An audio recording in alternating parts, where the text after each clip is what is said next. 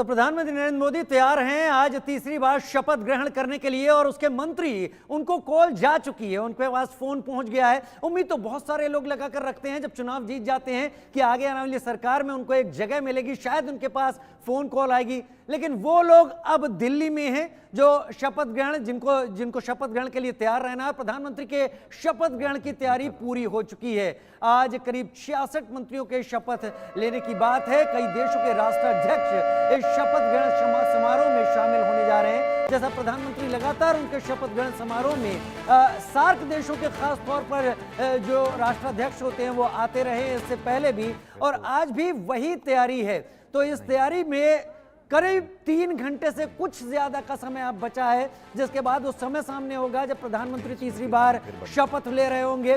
देश में विपक्षी दल इसमें किस तादाद में पहुंचेंगे, कई कह रहे हैं उन्हें निमंत्रण नहीं मिला है। हालांकि मल्लिकार्जुन खड़गे ने साफ किया है कि वो शपथ ग्रहण में शामिल होने के लिए जा रहे हैं। लेकिन ये तस्वीरें जब शाम को आएंगी निकलकर सामने, तब चर्चा और ज्यादा सामयिक हो जाएगी, क्योंकि तब पता चल जाएगा कौन कौन लोग शपथ ले चुके हैं और क्या उनसे अब उम्मीदें जताई जा रही हैं। और मेरे सहयोगी शहबाज का मैं रुख कर लेता हूं। Shahbaz, over to you.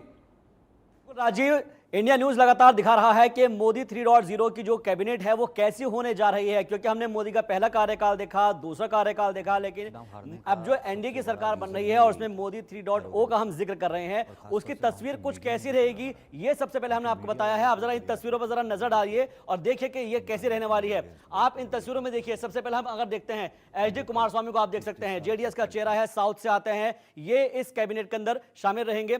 इसके साथ साथ आप देखिए अगले चेहरे की अगर हम बात करें, यहां पर मनोहर लाल हरियाणा के पूर्व सीएम हैं और वो भी इस बार जो है मोदी की जो कैबिनेट है उसमें शामिल रहने वाले हैं। धर्मेंद्र प्रधान जो कि खास तौर पर हम देखते हैं कि पिछली सरकार में भी मंत्री थे और इस बार भी उनको जो है पोर्टफोलियो मिलने जा रहा है, सीधे तौर पर हम कह सकते हैं यहां पर वो मंत्री बनने जा रहे हैं। अगला नाम बड़ा चेहरा है निर्मला सीतारमण का। निर्मला सीतारमण भी जो है वो इस बार जो है कैबिनेट के अंदर शामिल रहेंगी। साथ ही साथ इनके बराबर में आप देख सकते हैं यहां पर एस जयशंकर जो कि विदेश मंत्री है और खासतौर पर सबकी नजर इन पर थी, लेकिन ये भी इस मीटिंग में शामिल है, इस टी पार्टी में पहुंचे और यहां पर जो है वो इस कैबिनेट में रहने वाले हैं। ऊपर आप देख सकते हैं भूपेंद्र यादव, ये भी जो है इस बार मंत्री पद के अंदर शामिल है मंत्री की रेस में, और साथ ही साथ गिरिराज सिंह को भी जो है मंत्री बनाया जाएगा, जो कि आज ये लोग टी पार्टी में शामिल हुए थे। अगले चेहरे का हम जिक्र करें यहां पर, तो अगला चेहरा भी आप देख सकते हैं यहां पर चिराग पासवान, जो खास तौर पर बिहार का एक बड़ा चेहरा है और काफी 100% परफॉर्मेंस इनकी पार्टी ने दी है, जिसके बाद इनको इनाम मिला। जयंत चौधरी देखिएगा, जाट चेहरा है उत्तर प्रदेश का, और उत्तर प्रदेश के जो इनके जो सांसद है वो जीत कर आए हैं और जिसके बाद इनको ये यहां पर जो है एक तरीके से इनाम मिल रहा है। रामदास अठावले की बात की जाए, महाराष्ट्र का बड़ा चेहरा है, ये भी इस कैबिनेट के अंदर शामिल होंगे। तो ये ओवरऑल तस्वीर इस वक्त आप देख सकते हैं, जहां पर आप समझ पा रहे होंगे कि इस वक्त ये देखिएगा ललन सिंह जेडीयू से यहां पर जेडीयू कोटे से मंत्री बनेंगे। इसके अलावा आप देखिए जीतन राम मांझी हिंदुस्तान अवाम मोर्चा यानी कि हम पार्टी से जो है ये सीधे तौर पर आते हैं। और इसके अलावा अगर हम बात करें नितिन गडकरी, सबसे बेस्ट परफॉर्मेंस कही जाती है मोदी सरकार के दोनों कार्यकाल की बात की जाए तो एक बार फिर से इनको जो है कैबिनेट में शामिल होना तय है। और साथ साथ आप देख सकेंगे यहां पर गृह मंत्री अमित शाह वो यहां पर मौजूद हैं, यानी कि सीधे तौर पर आप देख सकते हैं कि मोदी 3.0 का जो स्वरूप है वो यहां पर नजर आ रहा है। रक्षा मंत्री राजनाथ सिंह ये भी इस मीटिंग में शामिल थे और जिसका सीधे तौर पर आप देख सकते हैं कि यहां पर देखिए एचडी कुमारस्वामी, जिसका हमने इससे पहले भी जिक्र किया है।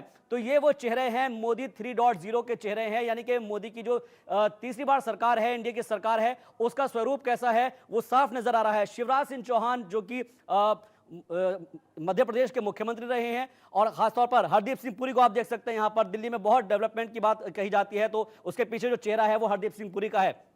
इसके अलावा और भी नामों का जिक्र करना यहां पर बेहद जरूरी होगा। अर्जुन राम मेघवाल देखिएगा, राजस्थान का एक बड़ा चेहरा है और अर्जुन राम मेघवाल को भी इस मोदी 3.0 में जगह मिल रही है। तो सीधे तौर पर हम देख सकते हैं राम मोहन नायडू, टीडीपी का अगर जिक्र किया जाए, रमनीत सिंह बिट्टू की जिक्र किया जाए, इससे पहले भी हमने तस्वीर दिखाई थी, वो भागकर पहुंचे थे। रमनीत सिंह बिट्टू हालांकि चुनाव हार गए हैं, लेकिन बावजूद इसके यहां पर इनको जो है कैबिनेट के अंदर जगह मिल रही है। जितिन प्रसाद एक बड़ा चेहरा है और उत्तर प्रदेश के अंदर अगर हम बात करें, लेकिन इस बार जो है जितिन प्रसाद को जो है मोदी 3.0 में पूरी तरीके से जगह मिल रही है। अनुप्रिया पटेल अपना दल एस की जो है एक तरीके से अध्यक्ष है और पिछली 2 टर्म के अंदर मोदी सरकार के साथ कंधे से कंधा मिलाकर चली है।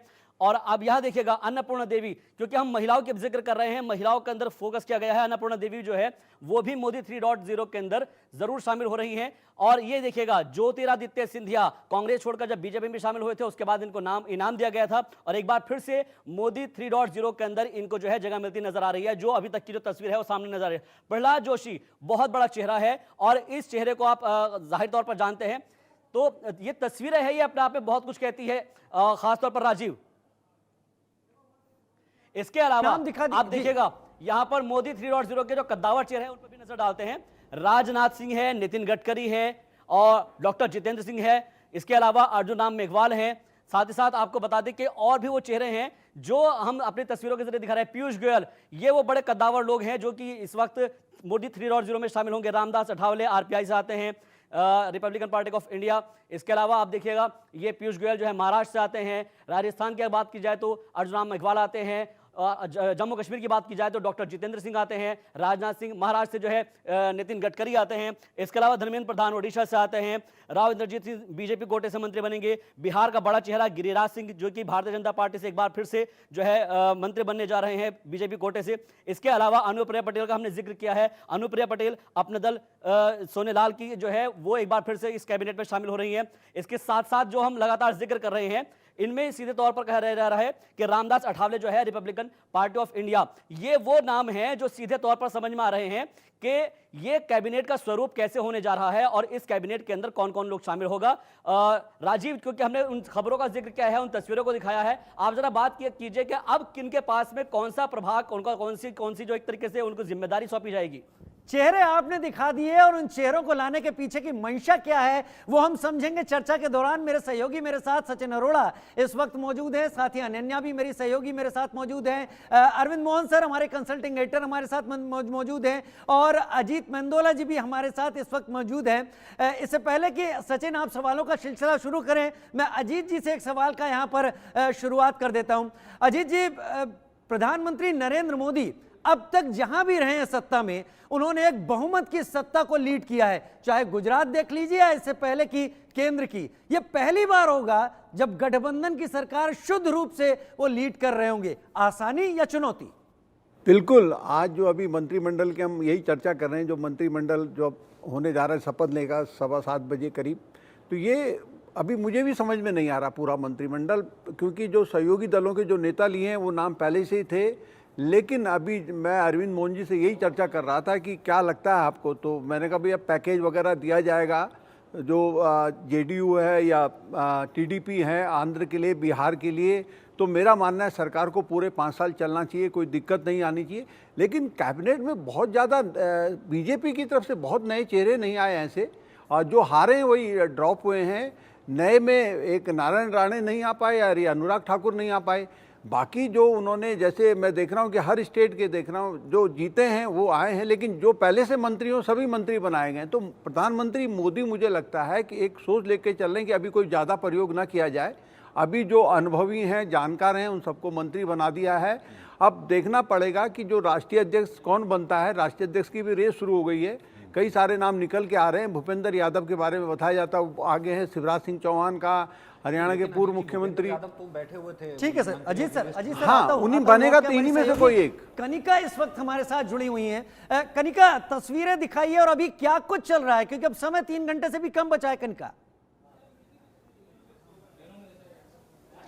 देखिए, बिल्कुल शाम का 7:30 बजे का वक्त है जब नरेंद्र मोदी जो है दोबारा प्रधानमंत्री की शपथ लेंगे। उनके साथ तमाम कैबिनेट के मिनिस्टर जो हैं वो शपथ लेंगे और कहीं ना कहीं तैयारियों की बात करें तो तमाम तरह की तैयारी कर रहे हैं। लेकिन मेरे साथ बातचीत करने के लिए सतीश चंद्र दुबे जी हैं। आपकी मुलाकात हुई प्रधानमंत्री से, कैबिनेट में आपको दर्जा मिलने वाला है, आप मंत्री बनने वाले हैं, क्या कुछ कहना चाहेंगे और किस तरह की मुलाकात रही? चाय पे क्या कुछ चर्चा हुई?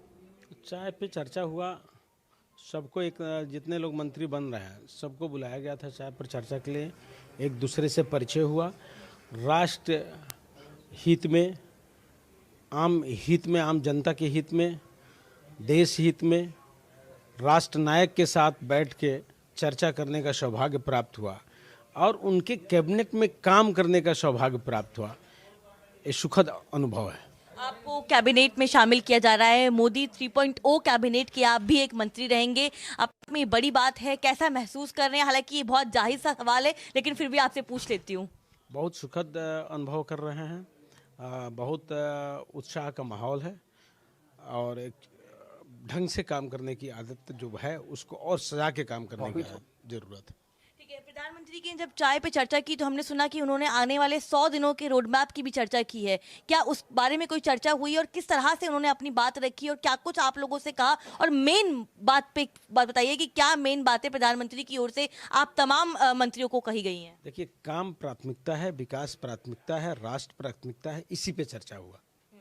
बिहार में जिस तरह से एनडीए की सरकार, मतलब वहां पे आप लोगों ने मिलकर चुनाव लड़ा, हालांकि इतना अच्छा प्रदर्शन नहीं रहा लेकिन फिर भी बेहतरीन प्रदर्शन रहा। बिहार से आप आते हैं, किस तरह से आगे वाला आपका जो कार्यकाल होगा, आप जब बनेंगे मंत्री, क्या आपका रोड प्लान होगा बिहार के लिए खास तौर पे? देखिए, पूरा देश का होगा, पूरे देश के अंदर बिहार भी आता है। बिहार की भी प्राथमिकता रहेगी, चंपारण की भी प्राथमिकता रहेगी। ठीक है, क्या मंत्री क्या आपके पोर्टफोलियो को लेकर कोई चर्चा हुई है अभी तक? देखिए ये तो सीनियर लीडर लोगों के अधिकृत मामला है, उसमें कोई चर्चा परिचर्चा नहीं हुई है, बस। ठीक है, बहुत बहुत शुक्रिया हमसे बातचीत करने के लिए। तो साफ तौर पे सतीश चंद्र दुबे जी हैं, ये भी उन मंत्रियों में शामिल हैं जिनको आज शपथ लेनी है शाम को।